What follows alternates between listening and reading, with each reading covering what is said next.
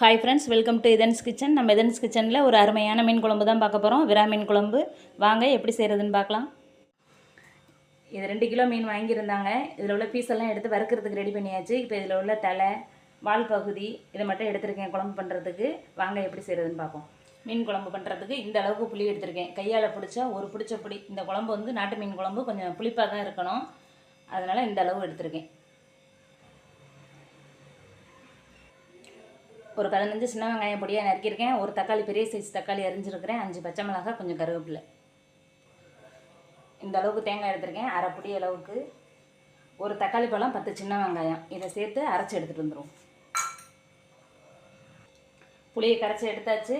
இப்போ இதில் தேவையான அளவு மல்லித்தூள் சேர்த்துக்கிறேன். இந்த ஸ்பூனால் 3 ஸ்பூன் போட்டுக்கிறேன். 1 ஸ்பூன் மிளகாய் பொடி. நாம் அரைச்சி வச்ச வெங்காயம், தக்காளி, தேங்காய் அதையும் சேர்த்துக்கிறேன். தேவையான அளவு கல் உப்பு சேர்த்துக்கிறேன். குழம்பு நல்லா கரைச்சி விட்டுரும். மீன் குழம்பு தாளிக்கிறதுக்கு கேஸ் ஆன் பண்ணி ஒரு கடாய் அடுப்பில் வச்சாச்சு. எப்போவும் மண் சட்டியில் தான் வைப்போம்.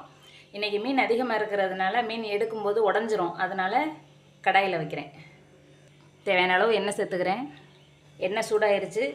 1/4 ஸ்பூன் சோம்பு, அரை ஸ்பூன் வெந்தயம் சேர்த்துக்கிறேன். சோம்பு சேர்த்து தாளிக்கணும், அப்போ தான் அந்த மீன் கவுச்சி இல்லாமல் இருக்கும். இப்போ வெங்காயம், பச்சை மிளகா சேர்த்துக்கிறேன்.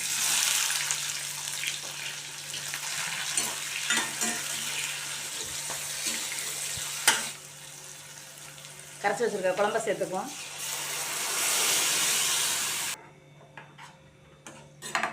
இப்போ ஒரு மூடி போட்டு மூடி வச்சுருவோம்.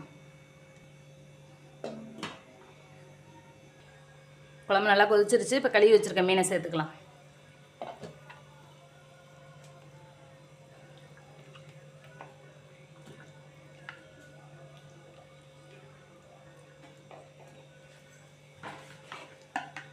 கூடவே வெட்டி வச்சுருக்க மாங்காய் சேர்த்துக்கும்.